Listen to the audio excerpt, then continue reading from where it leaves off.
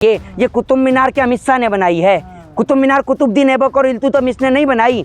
शाहजहां किसने बनाया है? शाहजहां नरेंद्र मोदी ने बनवाया है। किसकी याद में बनवा दिया नरेंद्र मोदी जी ने? बता दीजिए ताजमहल है।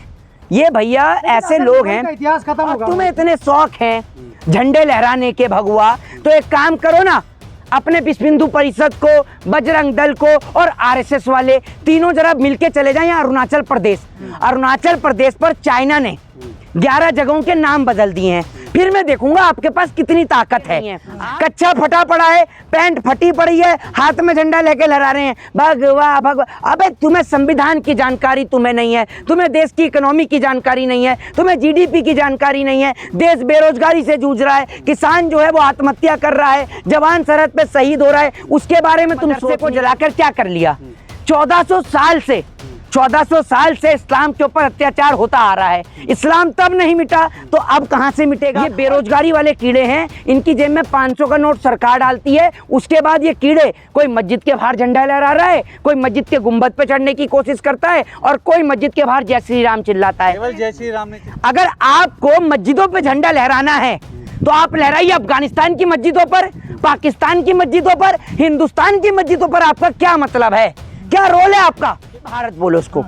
भारत में रहना है तो आपको मैं बता दूं ना, तो आपको जय श्री राम कहना पड़ेगा ना जय हनुमान कहना पड़ेगा। भारत में रहना है तो जय संविधान कहना होगा। अभी 14 अप्रैल को बाबा साहब भीमराव अंबेडकर की जयंती भी आ रही है। कुछ लोग अंबेडकर की जयंती पर भी बवाल खड़ा करेंगे। कुछ लोग कहते हैं कि भैया अंबेडकर जयंती ना बने। बहुत से लोग ये पागल हैं, इनका मानसिक संतुलन खराब है। ये भगवा कलर मुसलमानों का नहीं है। इस भगवा कलर को मोइनुद्दीन चिश्ती पहना करते थे। ये मुसलमानों का भी है, जिसे मुसलमानों में जाफरान कलर कहा जाता है। ये भगवा कलर संभाजी महाराज का भी है। ये भगवा कलर गौतम बुद्ध का भी है। ये भगवा कलर जो है सिख भाइयों का भी है। आप देखते हैं उनका झंडा भी इस कलर का है। ये तो ये समझते हैं हर चीज पर इनका कॉपीराइट हो गया। सुबह एक काम करो ना, सुबह एक काम करो, छतरी लेकर सूरज के आगे अड़ा दो कि भैया मुसलमान के घर में सूरज की रोशनी नहीं घुसने देंगे। ये काम कर लो ना आप। शाहनवाज हुसैन मुसलमान नहीं है, मुख्तार अब्बास नकवी मुसलमान नहीं है, अशोक सिंघल के दामाद मुसलमान नहीं है। मतलब कहने का मतलब ये है, वोट के लिए तो एक गधे को भी बाप बना सकते हैं। कहेंगे रामनवमी को लेकर पूरे देश में बवाल मचा हुआ है। बिहार, झारखंड और बंगाल तमाम में आप देख रहे होंगे तनाव है। एक बात आप मुझे बताइए, ये लोग जो मस्जिदों के बाहर झंडे लहराते हैं, भगवा झंडे लहराते हैं, ये साबित क्या करना चाहते हैं? आप अपनी ताकत दिखाना चाहते हैं मस्जिद के बाहर झंडा लहराकर? क्या दिखाना चाहते हैं? अरे आपको झंडे लहराने का इतना शौक है तो जाइए पाकिस्तान के बॉर्डर पर और देश का तिरंगा लहराइए। क्या जरूरत है हिंदुस्तान की मस्जिदों के बाहर भगवा लहराने की? ये तो हमारे भाई हैं, ये तो हमारे भाई हैं। हिंदू, मुस्लिम, सिख, ईसाई, हम तो भाई हैं। हम आपस में भाई अगर एक दूसरे के जो धार्मिक स्थल है उनके बाहर झंडा लहराएंगे तो हम तो आपसी स्वार्थ को खराब करने का काम कर रहे हैं। अगर आपको मस्जिदों पे झंडा लहराना है तो आप लहराइए अफगानिस्तान की मस्जिदों पर, पाकिस्तान की मस्जिदों पर, हिंदुस्तान की मस्जिदों पर। आपका क्या मतलब है? क्या रोल है आपका? लेकिन देश का माहौल खराब होता है इससे, और राजनीतिक पार्टी देश का माहौल, ये लोग आदत से जो है खराब हैं। एक बात आप मुझे बताइए, ये लोग ऐसे लोग हैं, अभी आपने देखा होगा कि आगरा में एक घटना घटित होती है जिसमें आप ये देखिए 2 नौजवानों को, मुसलमान नौजवानों को फंसाने की साजिश की जाती है हिंदू महासभा के द्वारा, जिसमें एक का नाम रिजवान होता है, एक का नाम सानू होता है। ठीक है, आप एक बात सोच कर देखिए, गौ तस्करी का उनके ऊपर आरोप लगाया जाता है। अगर पुलिस ये सब चीजें सामने नहीं लेके आती तो आगरा में दंगा घटित हो जाता। तो ये दंगाई लोग किसी जाति, किसी धर्म, किसी मजहब के नहीं है।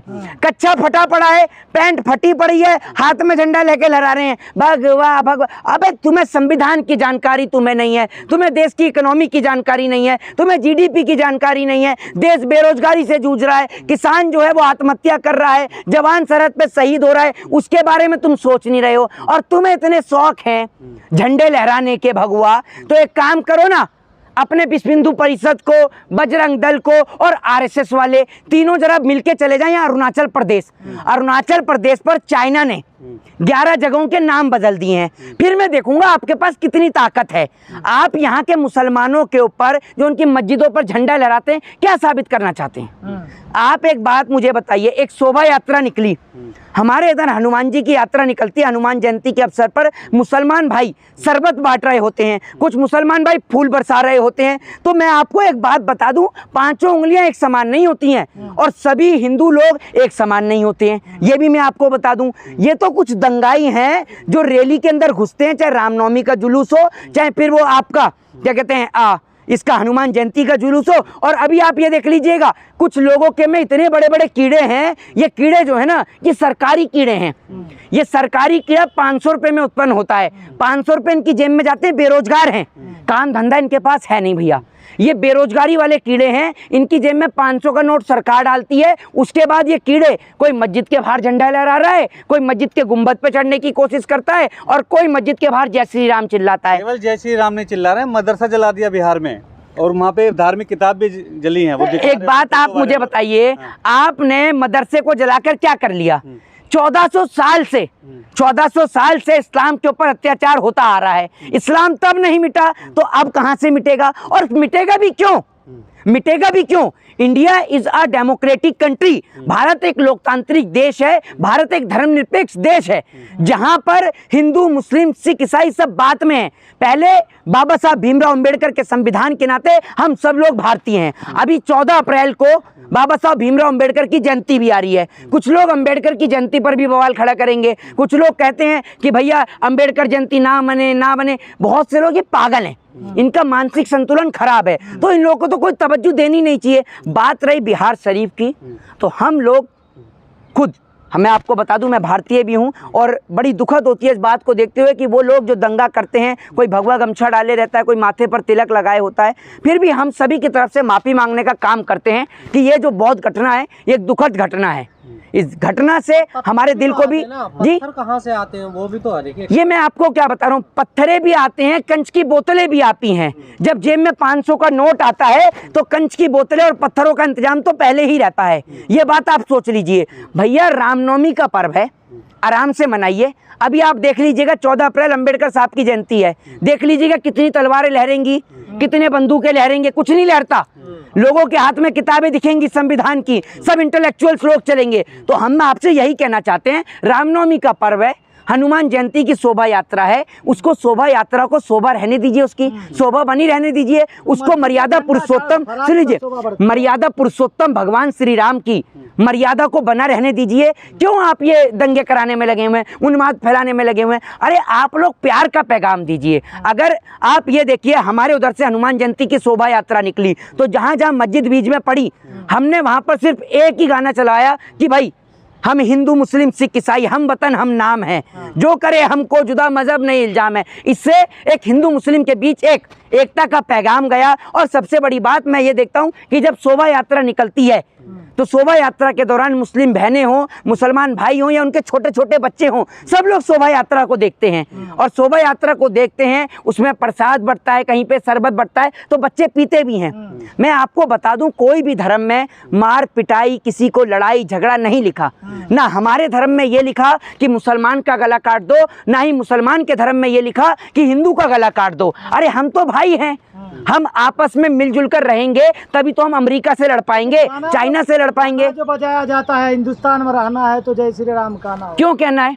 हिंदुस्तान में रहना है तो संविधान कहना होगा आपको, कोई हिंदू राष्ट्र नहीं चलेगा। भारत में रहना, पहली बात हिंदुस्तान नहीं भारत बोलो उसको, भारत में रहना है तो आपको मैं बता दूं, ना तो आपको जय श्री राम कहना पड़ेगा ना जय हनुमान कहना पड़ेगा। भारत में रहना है तो जय संविधान कहना होगा, क्योंकि आप जय श्री राम का नारा लगाते हैं, अल्लाह अकबर का लगाते हैं, तो सबसे पहले आपको उसका नारा लगाना चाहिए जो आपको ये नारा लगाने की परमिशन देता है, यानी भारत देश का संविधान, इंडियन कॉन्स्टिट्यूशन, जो आपको राइट देता है डेमोक्रेसी के अंदर धर्मनिरपेक्षता का, अपने धर्म को मानने का। तो आप संविधान के जयकारे लगाइए, संविधान के नारे लगाइए। मोदी जी, सवाल ये है कि जो झंडा, धार्मिक झंडा मंदिरों पे लहराना चाहिए, वो मस्जिदों पे क्यों?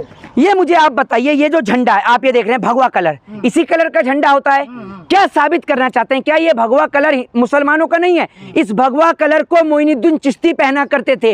ये मुसलमानों का भी है, जिसे मुसलमानों में जाफरान कलर कहा जाता है। ये भगवा कलर संभाजी महाराज का भी है। ये भगवा कलर गौतम बुद्ध का भी है। ये भगवा कलर जो है सिख भाइयों का भी है। आप देखते हैं उनका झंडा भी इस कलर का है। ये तो ये समझते हैं हर चीज पर इनका कॉपीराइट हो गया।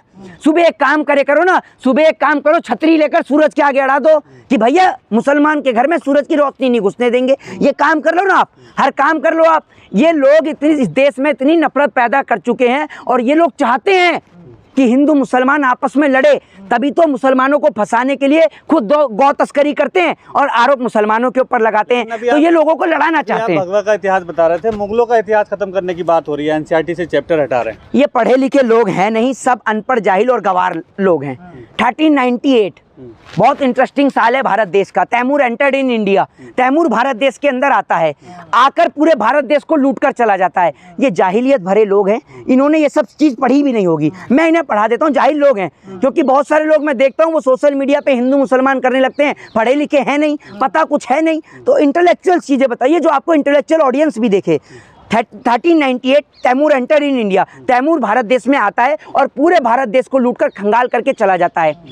1398 से 1556 तक तैमूर भारत देश पर शासन करता है। 1556 में अकबर की एंट्री भारत देश के अंदर होती है। जब 1358 से 1556 तक पूरे भारत को लूटकर तैमूर चला गया होता है, उसके बाद में अकबर आता है भारत देश में 1556 में।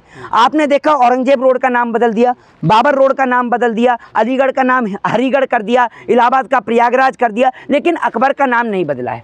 नहीं बदल सकती सरकार। 1556 में अकबर आता है भारत देश के अंदर और भारत देश के अंदर आकर वो भारत देश को वापस से बसाने का काम करता है।